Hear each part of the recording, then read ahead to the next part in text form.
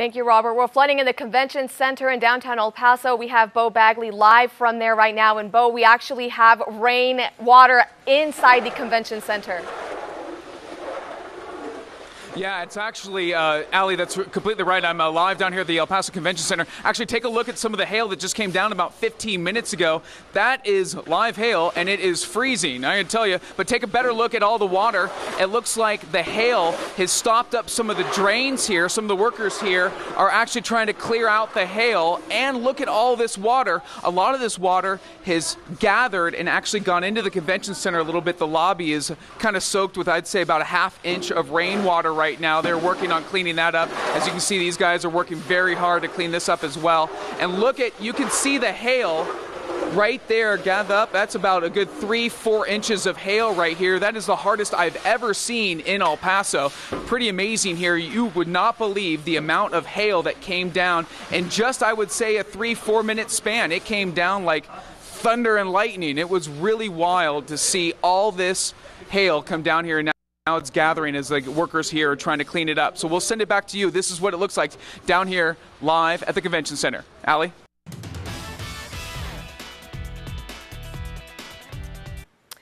I-10 and Joe Battle, we can barely see anything in this area as the storm is on the east side right now. We see rain and that hail. People are just stopped here in this area. I-10 in Zaragoza, similar thing.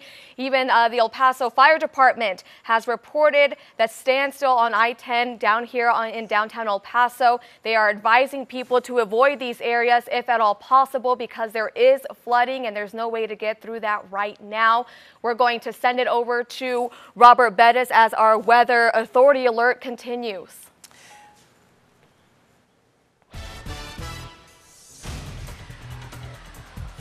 I'm giving away some secrets, but I do use my iPhone very frequently to post the warnings. Just posted that warning for the severe thunderstorm warning over El Paso County. We talked yesterday about how this low pressure system coming out of Arizona moving into southwestern New Mexico would be a big problem for us. That's why we raised that weather authority alert on the radar composite. It's not just us being affected, it's all of southern New Mexico. Look at that monster cropping up right along I-10 between the Luna and Doña Ana County line. So far, Las Cruces has not been affected by a strong storm. There was quite a bit of rainfall earlier in the day, but nothing with hail contamination. It looks as though your strong storm is on approach. For us, it's now moving to the east side, to the population core of El Paso. And as we saw earlier on our traffic cameras, you can't even see. Visibility is down to under a few hundred feet out there. Roadways are flooded. Hail contamination, battering the cars and, of course, the homes. Winds in excess of 60 miles per hour. It's growing to the south, down into the Mission Valley. But the entire eastern corridor of El Paso, with the heaviest rainfall coming down in our major arteries. Lee Trevino, flooded out.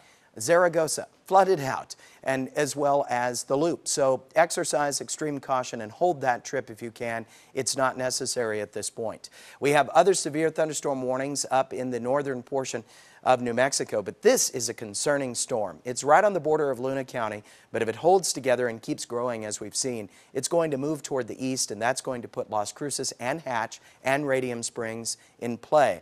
Now, Radium Springs just wrapped up its severe thunderstorm warning. That storm is moving on, but this is even bigger. This is a problem.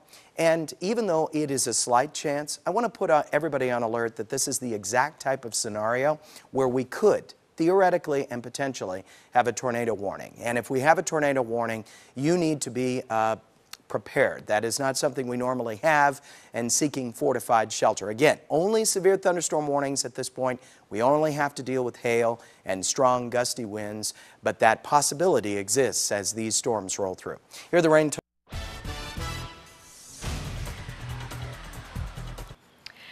All right, we continue monitoring the storm passing through El Paso. This is a live look, I-10 and Porfirio. Again, this is the area where we were seeing that flooding. Right now we're seeing these cars backed up here, and look at that hail on the side of the road. It looks like snow. We have some cars just stalled here on the side of the road. Again, that hail that was falling out here near downtown El Paso earlier is now just, it looks like piles of snow. It really looks like winter here. If you are in this area, avoid going down I-10. There is flooding and there is a lot of backup.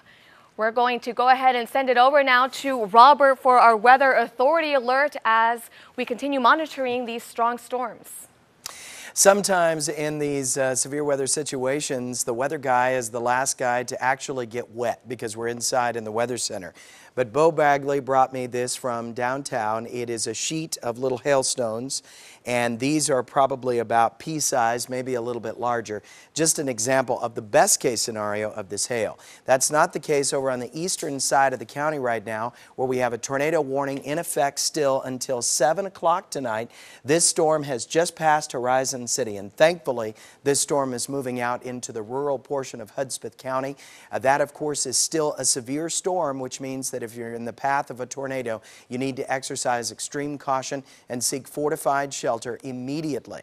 And this is all caused by a low pressure system that's coming out of Arizona. I do believe that the worst of it will be overnight tonight. We will see a chance of thunder showers tomorrow, but the main energy of this low actually starts to move up toward Albuquerque into the heart of central New Mexico. So this becomes New Mexico's problem up there more in the more northern portion of the state.